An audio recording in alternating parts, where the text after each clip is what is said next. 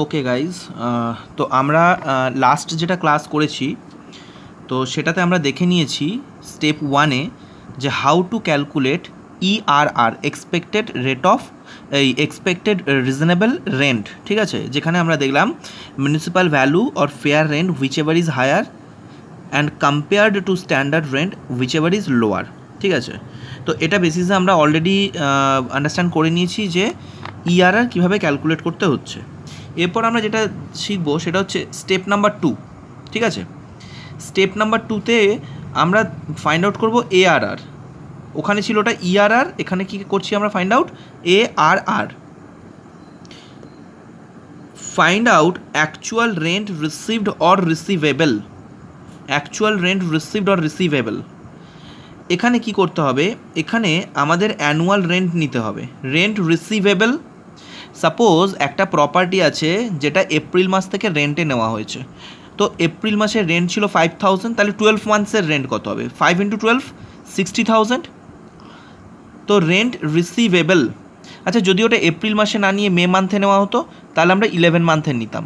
যদি ওটা জুন মাসে নেওয়া হতো তাহলে আমরা ওটা 10 মান্থসে নিতাম। 5 × 10, যবে থেকে ওটা রেন্টে হবে সেই মান্থ থেকে আমরা 12 মান্থ, সেই মান্থ থেকে আমরা কত মান্থের জন্য নিচ্ছে সেইটাকে দিয়ে মাল্টিপ্লাই করব। ঠিক আছে, তো রেন্ট রিসিভেবল কত সেটা এখানে লিখব, তার থেকে লিখব লেস আনরিয়েলাইজড রেন্ট। আচ্ছা এখানে আনরিয়েলাইজড রেন্টটা মাইনাস করছি, condition must be satisfied.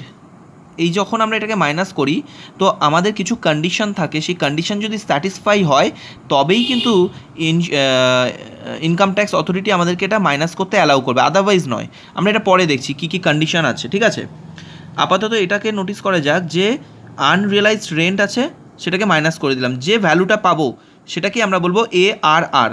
Clear? এবার কী কী কন্ডিশন স্যাটিসফাই হতে হবে, তো তার জন্য আমরা এই থিওরিটা দেখি।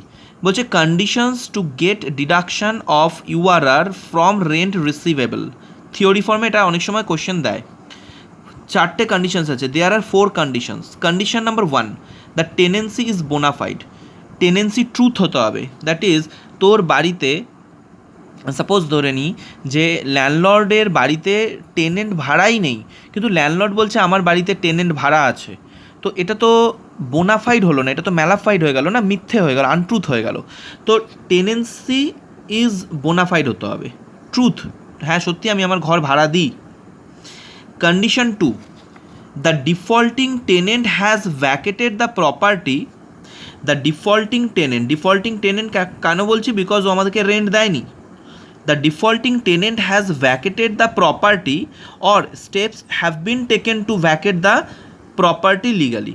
এটার মানে কি, কন্ডিশন নাম্বার 2তে বলছে যে ডিফল্টিং টেনেন্ট আছে, দেখ যে বাড়িটায় যার জন্য আমি ক্লেম করছি যে আমাকে রেন্ট দেয়নি, তো আমি তাকে সেই টেনেন্টকে আমি ভাড়ায় বসিয়ে রেখেছি আমার বাড়িতে, তাহলে হবে না। আমাকে আমার প্রপার্টি থেকে ভাই ওকে ছেড়ে দিতে হবে, উঠিয়ে দিতে হবে। ওই জন্য বলছে tenant has vacated the property. প্রপার্টিটাকে টেনেন্ট যে আছে ও খালি করে দিয়েছে, ফাঁকা করে দিয়েছে, উঠে গেছে। অর ও যদি ফাঁকা না করে থাকে তাহলে আমরা স্টেপস নিয়েছি, steps have been taken to vacate the property legally. আচ্ছা এখানে লিগালি ওয়ার্ড বলেছে, তার মানে আমি কোনো হুলিগ্যান্স দিয়ে, গুন্ডা দিয়ে আমি আমার টেনেন্টকে কিন্তু তুলতে পারি না। আমি লিগাল অ্যাকশনস নিয়ে আমি আমার টেনেন্টকে আমার বাড়ি ছেড়ে দেওয়ার জন্য যা যা লিগাল স্টেপস নেওয়ার কথা আমি সেগুলো নিয়েছি। হয় tenant has vacated the property or steps have been taken to vacate the property legally, illegally না legally। ওকে, তো দুটো কন্ডিশন ক্লিয়ার। কন্ডিশন নাম্বার 3 বলছে the defaulting tenant is not in occupation of any other property of the assessee. Suppose আমার house number 1 থেকে আমি ওই টেনেন্টকে তুলে দিয়েছি, আমি হাউস নাম্বার 2তে ওকে আবার ভাড়ায় দিয়ে দিয়েছি, রেন্টে বসিয়ে দিয়েছি, এটা করলে হবে না। ও কোনো প্রপার্টিতে যাতে আমার ভাড়াটে হিসেবে না থাকে, টেনেন্ট হিসেবে না থাকে। The defaulting tenant is not in occupation of any other property of the assessee. Clear language?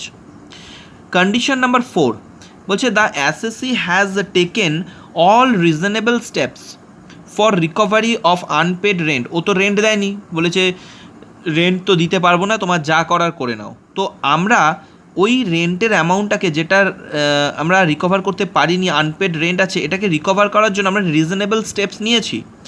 And satisfies the assessing officer that legal proceedings would be useless. তো আমরা অ্যাসেসিং অফিসার্সকে এটাকে কী বলবো বিলিভ করাবো যে আমরা যা যা স্টেপস নিয়েছি বা যদি ফিউচারের জন্য কোনো স্টেপস নেওয়া হয় তাহলে সেক্ষেত্রে সেটা ইউজলেস হবে, উড বি ইউজলেস। তো অ্যাসেসিং অফিসারকে বিলিভ করাতে হবে।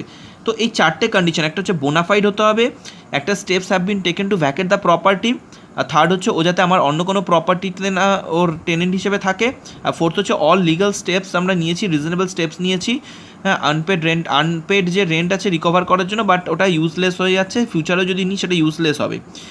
এই সমস্ত চারটে কন্ডিশন যদি স্যাটিসফাইড হয় তবেই কিন্তু এই আনরিয়েলাইজ রেন্ট আমি মাইনাস করতে পারবো। ঠিক আছে, আমি সেদিনকে একটা লাইন লিখে দিয়েছিলাম, মনে আছে যে এই ARR ক্যালকুলেট করতে গেলে আমাদেরকে কি করতে হবে, আমাদেরকে এটা করতে হবে rent received or receivable after deducting মানে লেস করছি, after deducting unrealised rent but before deducting loss due to vacancy. তো লস ডিউ টু ভ্যাকেন্সিকে আমি এখান থেকে মাইনাস করেছি, তাহলে মাইনাস করিনি, তাহলে আমার স্টেপ নাম্বার 2তে ARR ক্যালকুলেশনে অনলি দুটো ডেটা লাগবে, একটা হচ্ছে অ্যানুয়াল রেন্ট কত আমি রিসিভ করব বা করতে পারি 10 মান্থসের জন্য, যদি ভাড়ায় হয় রেন্টে হয় তাহলে 10 মান্থস ইন্টু 5000, যদি এটা 6 মান্থসের হয় তাহলে 6 months into 5000 less unrealised rent, condition must be satisfied হতে হবে। ঠিক আছে, যদি এটা ম্যালাফাইড হতো তাহলে আমাকে অ্যালাউ করতো না। তো এটা মাইনাস করলে যেটা আসবে ওটা হচ্ছে ARR। ক্লিয়ার? আর এখানে একটা কোয়েশ্চেন দেওয়া আছে, হোয়াট ইজ ডিফ্যাক্টো রেন্ট? বলছে de facto rent is the rent which should have been the actual rent of the property. তাহলে ডিফ্যাক্টো রেন্ট কাকে বলছি না, actual rent of the property. De facto means actual, de facto rent equal to actual rent received minus any obligation of tenant discharged by owner. মানে টেনেন্টের যদি কোনো any obligation of টেনেন্টের যদি pay করার কথা থাকে এমন কিছু, সেটা যদি ওনার পে করে দেয় তাহলে রেন্ট থেকে মাইনাস হয়ে যাবে, প্লাস হয়ে যাবে কি ওনারের যদি কিছু পেমেন্ট করার থাকে সেটা যদি টেনেন্ট ডিসচার্জ করে তাহলে সেটা প্লাস হয়ে যাবে, করলে যেটা আসবে এটা ডিফ্যাক্টো রেন্ট। ঠিক আছে, obligations excludes from de facto rent municipal taxes or repairing expenses borne by tenant. Tenant যদি কোনো রিপেয়ারিং এক্সপেন্সেস বা মিউনিসিপ্যাল ট্যাক্সেস দেয় ওটা কিন্তু ডিফ্যাক্টো রেন্টের থেকে এক্সক্লুডস হয়ে যাবে। ঠিক আছে, এই কোশ্চেনের যেটা আছে এটা অতটা আন্ডারস্ট্যান্ড মানে করতে পারবি একটু যদি নিজে বুঝিস, ভয়েসটা শুনিস ভালো করে, ভিডিওটা দেখিস।